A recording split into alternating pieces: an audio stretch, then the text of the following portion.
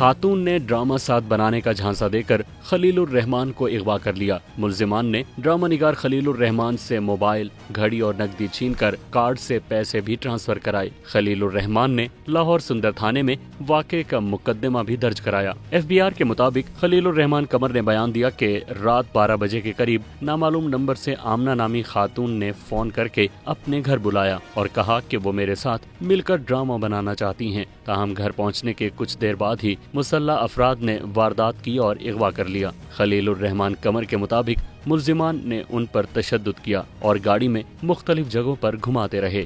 खलीलुर रहमान ने मजीद कहा कि मुलजिमान ने मोबाइल, घड़ी और नकदी छीन ली। ATM कार्ड से 2,67,000 रुपए नकदी ट्रांसफर भी की। खलीलुर रहमान कमर ने पुलिस को बयान दिया कि बाद अज़ां मुलजिमान आंखों पर पट्टी बांधकर वीरान जगह छोड़कर फरार हो गए।